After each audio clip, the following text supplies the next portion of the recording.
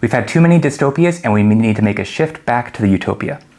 That's a statement from Alexandra Kleeman, promoting her utopic novel that's coming out, and she's a writer of 2 great dystopic works of fiction.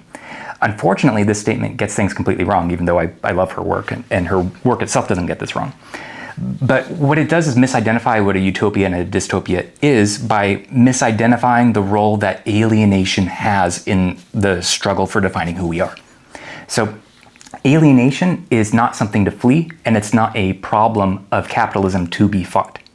Alienation has a liberatory effect, and it's our pathway towards collective action and getting into the space of a utopia. So weird girl fiction gets this completely right.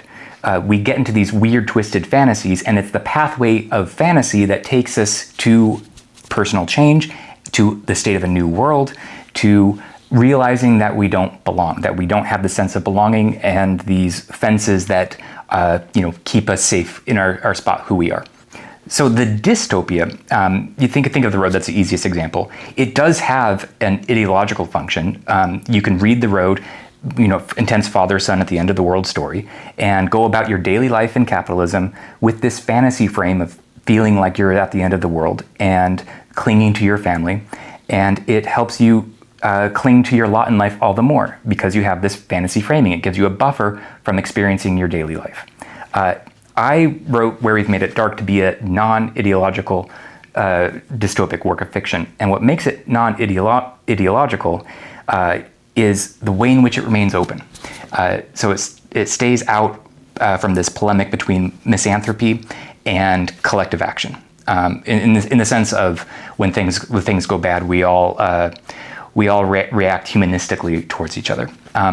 So this space has to stay open. You have to be engaged with ethics and this undone state of the world.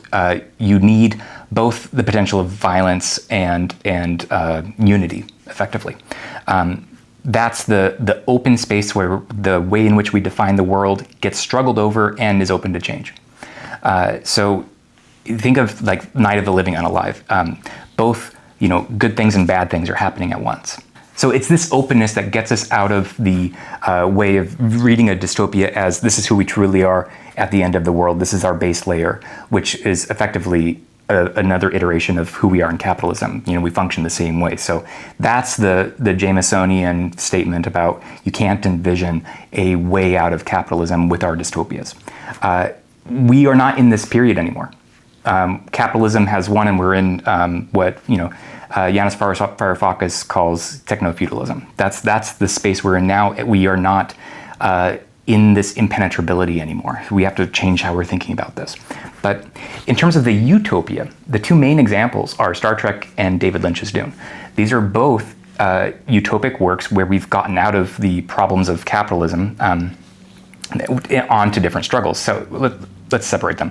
So with Star Trek, we've overcome the problems of capitalism, racism, sexism, poverty, these class distinctions.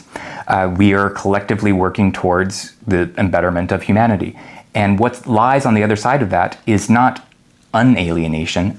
It's just more antagonisms, different antagonisms. We're exploring, we're reaching new societies, we're dealing with their problems, but we have a collective fantasy, the prime directive, that guides us forward, and it puts we put that above our own lives, both individually and the societies we run into. Like the pilot episode of Star Trek is about the ethical tension of we see a planet being bombed, do we intervene? And the Star Trek Enterprise does not.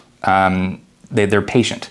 The Enterprise waits until they know what the correct source of action is. That's the main point. That's what's difficult and open in their struggle. With David Lynch's Dune, he realizes the political necessity of collective action through fundamentalism, through the messianic prophecy that the Fremen fall in with, that enables revolution, enables the change in the fabric of reality for rain to fall on Arrakis. The fantasy that we cling to is what enables a new way of life. And while Herbert has all of his cautions about the jihad it leads to, David Lynch shows it's not necessary. You're open to the jihad, but you don't have to fall into it. That's why, you know, Lynch's Dune stops where it does. So violence is a necessary aspect, but it's not inevitable. You know, it's contingent. And you can also read that violence as something that's, you know, self-directed instead of out massacring people. So the thing we have to cling to is fantasy. That's the way in which we define the world we live in. That's how we envision what else is out there. That's what takes us to understanding our own position, but also getting us outside of it. That's the thing that can't be avoided with the utopia or the dystopia. What's the fantasy? Where does it take us? That's the question to be asking.